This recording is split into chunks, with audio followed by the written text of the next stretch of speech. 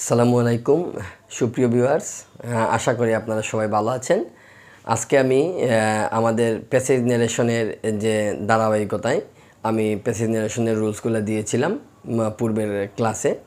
আজকে আমি প্যাসেজ নারেশনের বিগত বছরের কোয়েশ্চেনগুলো নিয়ে আমি একটু আলোচনা করার চেষ্টা করব এবং বিগত বছরে যেগুলা বোর্ড কোয়েশ্চেনস এসেছে সেগুলোর থেকে আমরা কিভাবে উত্তর করব বা বোর্ড কোয়েশ্চেনগুলো আমরা কিভাবে সলভ করতে পারি আমাদের সেই ধারাবাহিকতায় আমি আজকের ক্লাসটা নিয়ে আপনাদের সামনে হাজির হয়েছি। আমি চেষ্টা করব যে আমাদের যে রুলসগুলো আগে পড়েছিলাম তাইলে প্যাসেজ নারেশনগুলো কীভাবে উত্তর করতে হয় বা কোন কোন জিনিসগুলো প্যাসেজ নারেশন উত্তর করার সময় খেয়াল রাখতে হয়। তাইলে চলুন শুরু করা যাক। এখানে দেখেন শুরুতেই আমাদের যে জিনিসটা আমরা একটু ফোকাস করব, যে আমরা বলেছিলাম যে স্পিকার এবং লিসেনারকে, মানে আমাদের প্যাসেজ নারেশনের মূল ফোকাসটাই থাকবে স্পিকার এবং লিসেনারের। মানে হচ্ছে তার মানে কি আমাদের বক্তা এবং যার জন্য সেই বক্তাটা বা যাকে উদ্দেশ্য করে বলছে তাকে আইডেন্টিফাই করতে হবে। তার মানে হচ্ছে আমাদের এই জিনিসটা আগে আমরা এখানে আইডেন্টিফাই করার চেষ্টা করি। আমরা কোনো সময় দেখা গেছে আমাদের প্যাসেজের শেষ পর্যন্ত কিন্তু পড়তে হতে পারে, তাইলে আমরা ধৈর্য সহকারে শেষ পর্যন্ত পড়বো। দেখা গেছে কোনো সময় শুরুতেই আমরা কিন্তু লিসনার নাও পেতে পারি বা স্পিকার নাও পেতে পারি, তাইলে আমাদের শেষ পর্যন্ত যাওয়া প্রয়োজন মনে পড়লে আমরা যাব। তাহলে আমরা দেখি এই প্যাসেজটা, এটা সম্ভবত কুমিল্লা বোর্ড 2019 সালে আসছে। হ্যাঁ, have you saved something for the future said the rich man. তার মানে কি একজনকে কোয়েশ্চেন করতেছে, যে রিচ ম্যান কোয়েশ্চেন করতেছে কাউকে না কাউকে, তাহলে মানে সেড দ্য রিচ ম্যান। তার মানে আমরা এখানে রিপোর্টিং ভার্বের সাবজেক্টটা আমরা পেয়েছি, মানে হচ্ছে স্পিকারটা পেলাম। তাইলে এখন কিন্তু এখানেই কিন্তু আইডেন্টিফাই করা যায় নাই যে আসলে আমাদের লিসেনারকে। তাহলে আমরা একটু সামনে যাওয়ার চেষ্টা করি। No said the cobbler. তার মানে দেখেন একজন কোয়েশ্চেন করতেছে যে have you saved something for the future, মানে তুমি কি ভবিষ্যতের জন্য কোনো কিছু জমা রেখেছ? হ্যাঁ, সেড দ্য রিচম্যান, তার মানে এই রিচম্যান কোয়েশ্চেন করেছে। নো সেড দ্য কবলার, তার মানে একজন কোয়েশ্চেন করেছে, ঠিক আছে, একজন কোয়েশ্চেন করেছে আর আরেকজন কি রিপ্লাই এসেছে। তার মানে এখানে কে রিপ্লাই করেছে? Shed the cobbler. তার মানে এখানে আমরা এখান থেকে আইডেন্টিফাই করতে পারি যে এখানে হচ্ছে কবলারটা হচ্ছে লিসেনার। তার মানে কি কবলারটা হচ্ছে লিসেনার। তার মানে কবলার যদি লিসেনার হয় তাইলে এখন দেখো আমরা কিন্তু স্পিকারও পেয়ে গেলাম, আবার কি লিসেনারও পেয়ে গেলাম। তাইলে যেহেতু এটা ইন্টারোগেটিভ সেন্টেন্স, তার মানে কি ইন্টারোগেটিভ সেন্টেন্সে আমরা জানি ভার্বটা কি করতে হবে? আস্ক করতে হবে। তারপরে একটা জিনিস আমরা কিন্তু পড়িয়েছিলাম যে অক্সিলারি ভার্ব দিয়ে যদি শুরু হয় তাইলে এক ধরনের উত্তর করতে হবে, আবার অক্সিলারি ভার্ব ছাড়া যদি শুরু হয় মানে হচ্ছে ডব্লিউএস কোয়েশ্চন দিয়ে হয় তাইলে সেক্ষেত্রে আরও রুলস আমাদের ফলো করতে হয়। এখানে আছে আমাদের হ্যাভ, তার মানে হ্যাভ, হ্যাজ কিংবা ডু, ডাজ, ডিড এগুলা দিয়ে আমরা কি করি? অক্সিলারি ভার্ব হিসাবে এগুলাকে আমরা আইডেন্টিফাই করতেছি। তার মানে কি অক্সিলারি ভার্ব দিয়ে শুরু করলে আমরা বলেছিলাম যে আস্কড হবে সব ক্ষেত্রেই, কিন্তু ইফ হবে তখন ইয়ের কমায়ের জায়গায় কী হয়ে যাবে? এই যে কমা যদি থাকে বা এই যে কোয়েশ্চেন মার্ক আছে, তার মানে আমরা শুরু করি এটা কীভাবে আমরা সলভ করি দেখা যাক। তাইলে দ্য রিচ ম্যান, তাইলে আমাদের রিপোর্টিং ভার্বের সাবজেক্টটা হচ্ছে the rich man. The rich man ask the কবলার।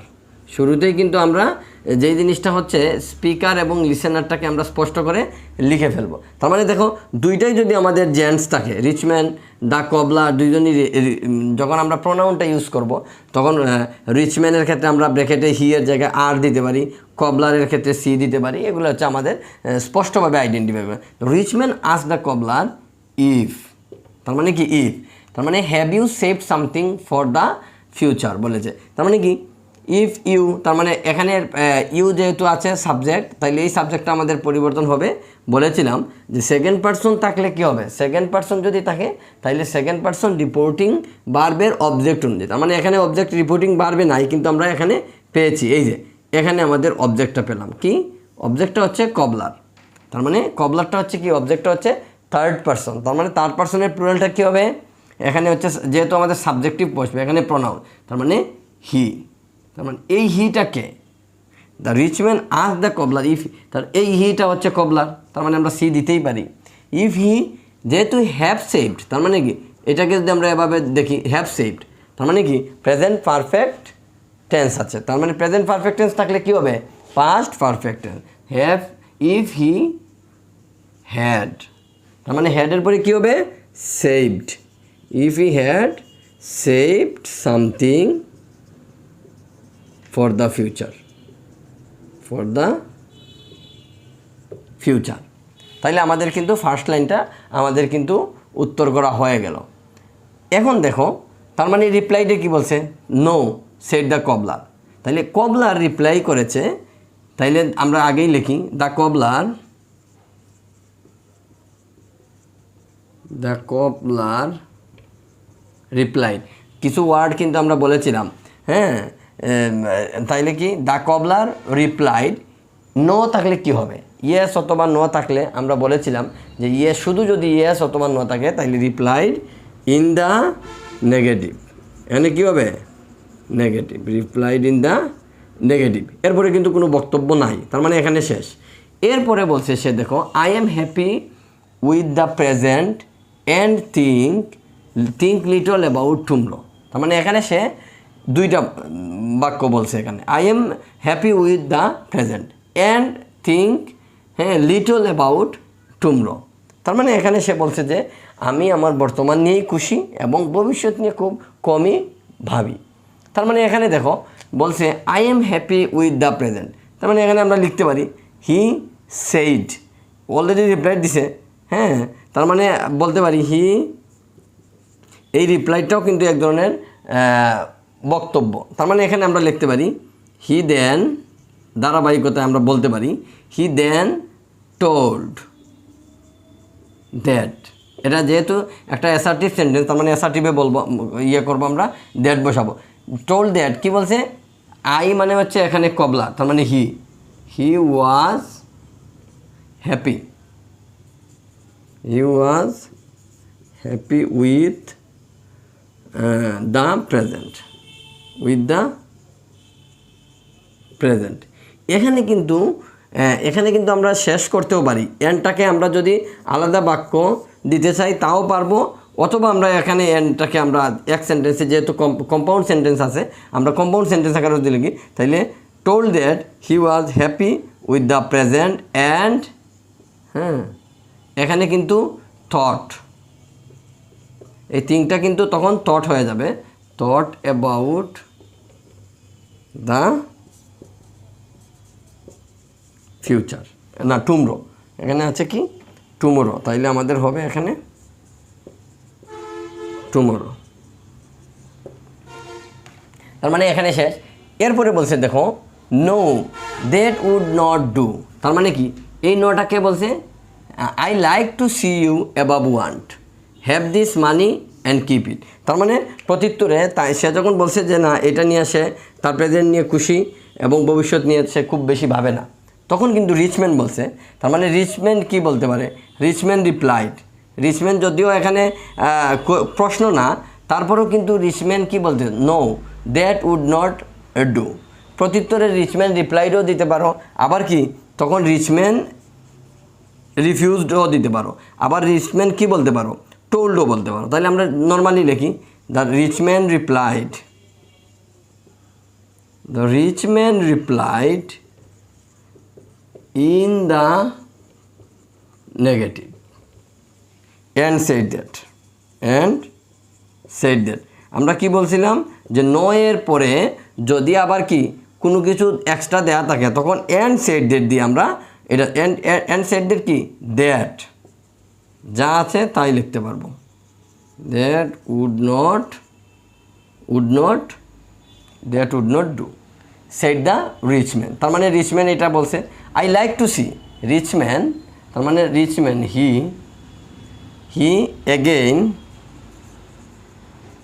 Again said অথবা টোল্ড দিতে পারি, যেহেতু একই ধরনের বাক্য, হ্যাঁ একই ধরনের বাক্য। হি সেড দ্যাট, হি তার মানে এখানে হি মানে কি রিচ ম্যান, হি লাইকড, যেহেতু প্রেজেন্ট ইনডেফিনিট আছে এটা কি হবে? প্রেজেন্ট ইনডেফিনিট থাকলে এটা হয়ে যাবে past indefinite. He like to see, এই যে ইউ তাহলে সেকেন্ড পারসন, এখানে হচ্ছে রিপোর্টিং ভার্বের অবজেক্ট অনুযায়ী, মানে অবজেক্টটাকে কবলার, তার মানে এই কবলারটা এখানে সি কী হবে, হিম, এখানে আমরা সি দিতে পারি, হিম অ্যাবাভ ওয়ান্ট, হিম অ্যাবাভ ওয়ান্ট, অ্যাবাভ ওয়ান্ট। তার মানে দেখো এখানে কিন্তু শেষ। তো এরপরে কিন্তু অ্যাসার্টিভ বাক্য যেহেতু ছিল, এটাও অ্যাসার্টিভ বাক্য ছিল, আমরা কি করেছি, আমরা এগেইন দিয়ে বলেছি। তার মানে এখানে এরপরে আছে কিন্তু দেখো have this money and keep it. তার মানে কি, এটা একই ধরনের বাক্য, দুইটাই। এটা তুমি যদি অ্যান্ড দিয়ে কম্পাউন্ড করে ফেলো কোনো সমস্যা নাই, কারণ হচ্ছে এটা কিন্তু ইম্পারেটিভ সেন্টেন্স। তার মানে আমরা বলছিলাম ইম্পারেটিভ সেন্টেন্সে যদি মূল ভার্ব দিয়ে শুরু হয় তাহলে প্রথমে কি হইতে পারে, এটা আমরা একটু দেখছি। হ্যাঁ, এটা একটু আমরা এই লাইনটা আমরা পরবর্তীতে লিখতেছি, এটা তোমরা একটু স্ক্রিনশট দেখো, যে have this money and keep it. তার মানে এটা কি বলছে, আমরা দিতে পারি the rich man then told him, তাকে বলেছিল, কি বলেছিল, টোল্ড হিম। তাহলে to have that money, to have this আছে, তার মানে কি দিস হলে দ্যাট হয়ে যাবে, that money and keep it, শেষ। এই যে কিপ মানে কি, এটা টু কিপ, কিপ মানে আমরা টু কিপই বোঝাই। তার মানে আমরা কম্পাউন্ড স্টাইলে আমরা এটা লিখলাম, এটা এক সেন্টেন্সে লিখলেই হবে। তাইলে এটা আমরা দেখালাম। আমরা পরবর্তী বোর্ড কোয়েশ্চন যেটা আমরা আনসার করব, সেটাতে আমরা আরও ডিফারেন্ট কিছু নিয়ম পাবো। এভাবে যদি বোর্ড কোয়েশ্চনগুলো আমরা যদি অ্যানালাইসিস করে আমরা আনসার করতে পারি, বা অ্যানালাইসিস করে যদি আমরা একটু প্র্যাকটিস করি, তাহলে আমাদের প্রস্তুতিটা আরও বেশি শানিত হবে বলে আশা করি। এখন দেখো, আমরা আমাদের দ্বিতীয় প্যাসেজটা নিয়ে এসেছি আমাদের প্র্যাকটিসের জন্য, যে দ্বিতীয় প্যাসেজটা নিয়ে আসছি। আমরা আশা করি যে প্রথম প্যাসেজে তোমাদের অনেকটা ধারণা পেয়েছো। এখন আমরা দ্বিতীয় প্যাসেজটা আমরা দেখব। আসলে তাইলে শুরুতেই আমরা যেটা বলছি যে স্পিকার এবং লিসেনার মানে হচ্ছে দ্য পারসন স্পোকেন টু, মানে যে বক্তা এবং কার উদ্দেশ্যে বলছে সেই জিনিসটা আমরা প্রথমেই আইডেন্টিফাই করব। তার মানে এখানে বলছে please give me your English grammar book said Fahim. তার মানে এখানে ফাহিম বলছে, তার মানে ফাহিমটা হচ্ছে বক্তা আমরা পেয়ে গেলাম। Speaker the I can not give it said Arman, তার মানে আরমান রিপ্লাইডে বলছে এখানে। তার মানে কি, এখানে আমরা কিন্তু স্পিকার এবং লিসেনার পেয়ে গেলাম। তাহলে দেখো, শুরুতে আমরা স্পিকার এবং লিসেনার পাওয়ার পরে আমাদের যে ফার্স্ট কাজটা থাকবে সেটা হচ্ছে আমরা দেখা যে এটা কোন ধরনের সেন্টেন্স। তার মানে সেন্টেন্স স্ট্রাকচার অনুযায়ী বা সেন্টেন্সের ধরন অনুযায়ী আমাদের বসাতে হবে যে কোন টাইপের রিপোর্টিং ভার্ব বসবে। তাহলে এখানে দেখো কি আছে, এখানে আছে যে please give me your English grammar book. তার মানে এখানে কি আছে, গিভ আছে। তার মানে আমরা জানি যে যদি কোনো সেন্টেন্স ভার্ব দিয়ে শুরু হয় তাহলে সেটা ইম্পারেটিভ সেন্টেন্স। এবং ইম্পারেটিভ সেন্টেন্সে কিন্তু আমরা নিয়মগুলো আমরা পড়িয়েছিলাম যে আমরা কি দিয়ে শুরু করব। যদি অ্যাডভাইস থাকে, অ্যাডভাইস মানে উপদেশ দেওয়া বোঝায়, তাইলে কি হবে, অ্যাডভাইসড হবে। যদি কাউকে অনুরোধ করে কিছু বোঝায় তাইলে সেখানে রিকোয়েস্টেড হবে। যদি আদেশ বোঝায় তাইলে কমান্ড কিংবা কি আমাদের ওয়ার্ডার হবে। অথবা যদি নিষেধ বোঝায় তাইলে ফরবেইড হবে। তার মানে এখানে দেখো প্লিজ শব্দটা আমাদের দেয়া আছে। তার মানে প্লিজ শব্দটা দ্বারা আমরা কি বোঝাই, অনুরোধ করা বোঝাই। আমরা কিন্তু এখানে স্পষ্ট আছে, তার মানে ভার্বটা হবে অনুরোধ। তার মানে কি, ফাহিম অনুরোধ করছে কাকে, আরমানকে। তার মানে আমরা এখানে বলতে পারি যে ফাহিম রিকোয়েস্টেড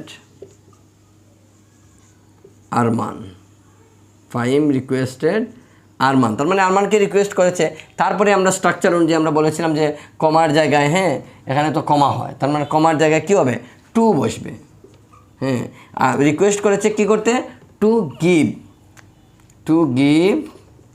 এই যে মিটা আছে এখানে হইলো ফার্স্ট পারসন, তার মানে ফার্স্ট পারসন চেঞ্জ হবে কি রিপোর্টিং ভার্বের সাবজেক্ট অনুযায়ী। তার মানে সাবজেক্টটা কি এখানে ফাহিম। তার মানে এখানে ফাহিম যেহেতু আছে, ফাহিম এবং আরমান দুইজনই মেল। তার মানে হচ্ছে যেহেতু মেল আছে তার মানে এখানে হবে হি, এটাও হি। তার মানে সেক্ষেত্রে আমরা কিন্তু আগের প্যাসেজ নারেশনটা যখন আমরা করাই তখন তোমাদের বলেছিলাম যে যদি আমরা একই ধরনের থাকে হি ইউজ করা লাগে প্রোনাউন, তাহলে আমরা কিন্তু কনফিউজড যে আসলে কাকে বোঝাচ্ছি। সেক্ষেত্রে আমরা প্রথম ইনিশিয়াল যে লেটারটা আছে সেই লেটারটা আমরা ব্র্যাকেটে দিতে পারি। তার মানে টু গিভ মিটা হচ্ছে ফাহিম, তার মানে ফাহিমের প্রোনাউন কি, হি। তার মানে এখানে অবজেক্টিভ ফর্ম আছে, তার মানে এখানে কি হবে, হি এর অবজেক্টিভ ফর্ম হিম। তার মানে কি বলছে, হিম, এটা হচ্ছে Fahim. To give him your English, তার মানে ইয়োর এখানে কে, সেকেন্ড পারসন, ইয়রটা হচ্ছে সেকেন্ড পারসন, এই সেকেন্ড পারসনটাকে আরমান, সেকেন্ড পারসনটাকে আরমান। তার মানে রিপোর্টিং ভার্বের বলছি সেকেন্ড পারসন চেঞ্জ হবে রিপোর্টিং ভার্বের অবজেক্ট অনুযায়ী। তার মানে অবজেক্টে কে আছে? আরমান। তা আরমানের কি? আরমানের প্রোনাউনও সেম, হি। আরমানের প্রোনাউন হি, এখানে আছে পসেসিভ ফর্ম, তার মানে হি এর পসেসিভ ফর্ম হবে his. His English grammar book, his English grammar book, English grammar book. তাহলে আমাদের ফার্স্ট সেন্টেন্সটা কিন্তু আমাদের চেঞ্জ হয়ে গেছে। এখন দেখো, I can not give it said Arman. তার মানে আরমান রিপ্লাইড, তার মানে আরমান, এখানে দেখো নো যদি থাকতো বা ইয়েস থাকতো তাহলে রিপ্লাইড ইন দ্য অ্যাফার্মেটিভ কিংবা রিপ্লাইড ইন দ্য নেগেটিভ দিতাম, উত্তরটা কিন্তু নেগেটিভই। কিন্তু যেহেতু এখানে আমরা জানি অ্যাসার্টিভ সেন্টেন্সের দুইটা ধরন আছে, একটা হচ্ছে অ্যাফার্মেটিভ, একটা হচ্ছে নেগেটিভ। কিন্তু এখানে আমাদের যেহেতু নো অথবা ইয়েস নেই কিন্তু নেগেটিভ বাক্য আছে, তার মানে কি আমরা কিন্তু অ্যাসার্টিভের ফরম্যাটে আমরা করব। তার মানে অ্যাসার্টিভের ফরম্যাটে করব, এখানে নেগেটিভ আছে, নো ম্যাটার। তাইলে আমরা অ্যাসার্টিভের ফরম্যাটে যেভাবে করি সেভাবেই করি। তাইলে ফাহিম আরমান, আরমান এখানে বার কিন্তু রিপ্লাইড দেওয়ার দরকার নাই। আরমান টোল্ড অথবা রিপ্লাইড যদি দাও তাও কিন্তু তোমাদের হবে, কোনো সমস্যা নাই। Arman replied that, Arman reply করছে কি বলছে? আই ক্যান নট, তার মানে হিটাকে Arman, he could not, can not থাকলে কী হবে? Could not give it, he could not give it. এই দেখো, এই যে গিভ ইট আছে, এই ইটটা হচ্ছে ওই বই, গিভ ইট তোমরা দিতে পারো, অথবা গিভ দ্যাটও কিন্তু হয়। তাইলে সেখানে ইট দিলেই আমরা সহজ হবে it. Okay, said Arman, I have to take it with me in the class. তার মানে এর পরের লাইনটাও কিন্তু আরমানের। এটা কার? আরমানের। এই উক্তিটাও যদি আরমানের হয়ে থাকে তাইলে এখানে কিন্তু একই ধরনের বাক্য। তখন কিন্তু আমরা যদি ধারাবাহিকতা আসে বা একই ধরনের বাক্য যদি কেউ রিপিট করে, আমরা কিন্তু বলেছিলাম এগেইন সেইড হতে পারে, ফার্দার সেইড হতে পারে। তাইলে এখানে কিন্তু হি দেনও দিতে পারো, আবার কি বলতে পারো? হি again told that he had to, তার মানে হ্যাভ আছে কি হয়ে যাবে? he had to take it with him। হিমটা হচ্ছে Arman, him in the class,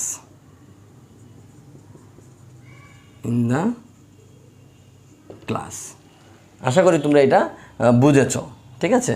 তারপরে দেখো এখানে বলছে I shall return the book before the class starts said Fahim. তার মানে নর্মাল সেন্টেন্স, এটাও অ্যাসার্টিভ। তখন ফাহিম বলছে, ফাহিম কি বলছে? ফাহিম টোল্ড দ্যাট, এভাবে লিখতে পারো, ফাহিম দেন, হ্যাঁ এগুলো দেন দিলে এখানে তোমার সুন্দর হয় আর কি। ফাহিম দেন টোল্ড দ্যাট, হ্যাঁ আই শ্যাল, তার মানে ফার্স্ট পারসন বলছি তো, যেখানে যেহেতু ফাহিম আছে তার মানে ফার্স্ট পারসন, হ্যাঁ রিপোর্টিং ভার্বের সাবজেক্ট অনুযায়ী ফাহিম আছে, তার মানে হি শ্যাল থাকলে কী হবে? শুড, হি শুড অথবা উড দিতে পারো। উড দিলে তোমাদের আরও বেশি সহজ হবে এখানে বিষয়টা। হ্যাঁ, মডার্ন ইংলিশে শ্যাল আর উইল একই অর্থে ব্যবহৃত হয়। তার মানে উড অথবা শুড তোমরা যেটাই দাও কোনো সমস্যা নাই। Would return the book before the class, যেহেতু প্রেজেন্ট ইনডেফিনিট টেন্স আছে এখানে স্টার্টস, আমাদের কি হবে? স্টার্টেড, মানে হচ্ছে পাস্ট ইনডেফিনিট হবে। ঠিক আছে, তোমরা একটু তুলো। লাস্ট সেন্টেন্সটা আমি এটা স্ক্রিনশট নেওয়ার পরে আমি বুঝাচ্ছি। লাস্ট সেন্টেন্সটা আমাদের বলছি যে টেক ইট সেইড আরমান। তখন আরমান বলছে কি? আরমান, হ্যাঁ আরমান তখন পারমিটেড, হ্যাঁ আরমান পারমিট হইতে পারে বা আরমান টোল্ড হইতে পারে। হ্যাঁ তখন বলতে পারো যে যেহেতু এটা টেকটা হচ্ছে কি মূল ভার্ব দিয়ে শুরু হয়েছে, তার মানে এটা ইম্পারেটিভ সেন্টেন্স। তখন আমরা বলতে পারি আরমান, হ্যাঁ permitted him to take it, এটা হইতে পারে যে তাকে পারমিশন দিয়েছে। আরমান কি? পারমিটেড, আরমান হ্যাঁ permitted him to take it. তারপরে শেষ, থ্যাঙ্কস সেইড ফাহিম। তখন ফাহিম কি বলছে? ফাইম, আমরা মনে আছে আমরা যখন থ্যাঙ্কস বলছিলাম, থ্যাঙ্কস কিংবা এই থ্যাঙ্কস মানে কি, এটা ইনফর্মাল ল্যাঙ্গুয়েজ, দুই বন্ধুর মধ্যে কথাবার্তা হচ্ছে এজন্য, কিন্তু এখানে আসলে মেইনলি থ্যাংক ইউ। তখন কি এই থ্যাংক ইউ বলতে কে কাকে থ্যাংক ইউ দিয়েছে, আমরা কিন্তু বলেছিলাম যে থ্যাঙ্কসের যে স্ট্রাকচারটা থাকে তখন কি সাবজেক্ট, তার মানে প্রথমেই ফাইম হচ্ছে সাবজেক্ট, তারপরে আমরা বলছিলাম কি ফাইম, এরপরে ভার্ব লিখবো, কি লিখবো, থ্যাঙ্ক থাকলে থ্যাঙ্কড হবে, তার মানে ফাইম থ্যাঙ্কড, কাকে থ্যাঙ্ক দিয়েছে, এখানে আসেই তো ফাইম আর আরমান, তার মানে ফাইম থ্যাঙ্ক, এরপরে বলেছিলাম আমরা অবজেক্ট বসবে, কি বসবে, রিপোর্টিং ভার্বের অবজেক্টটা বসবে, তার মানে রিপোর্টিং ভার্বের অবজেক্টটা কি, এখানে ফাইম থ্যাঙ্কড আরমান, এখানে আরমান দিয়েই আমরা শেষ করতে পারবো। এই যে তোমাদের এটা শেষ হলো। আমি আশা করি এই প্যাসেজ ন্যারেশনের এই দুইটা লেকচারের মাধ্যমে বা দুইটা প্যাসেজ ন্যারেশনের যে এক্সারসাইজ দিলাম সেগুলোর মাধ্যমে আমি বুঝিয়ে দিলাম তোমাদেরকে যে আসলে কীভাবে প্যাসেজ ন্যারেশনগুলোর উত্তর করতে হবে। আমি যে রুলসগুলো দিয়েছি সেগুলোর মধ্যে সবই তোমাদের আসবে এবং এই রুলসের বাইরে কিন্তু প্যাসেজ ন্যারেশনে আর কিছু নেই। সো তোমাদের যেটা কাজ হবে, প্রথমত তোমরা বোর্ড কোয়েশ্চেনগুলো সুন্দরভাবে সলভ করা, এবং আমাদের যে কিছু কিছু সময় বোর্ড কোয়েশ্চেনগুলো কিন্তু ইনডাইরেক্ট স্পিচ থেকেও ডিরেক্ট স্পিচে হতে পারে, সেগুলো তোমরা একটু যদি প্র্যাকটিস করো সেগুলো তোমরা আশা করি ভালোভাবে তোমরা শিখতে পারবে। প্যাসেজ ন্যারেশনের চ্যাপ্টার আশা করি এ পর্যন্তই। আমি আর প্যাসেজ ন্যারেশন নিয়ে আলোচনা করব না। ধন্যবাদ।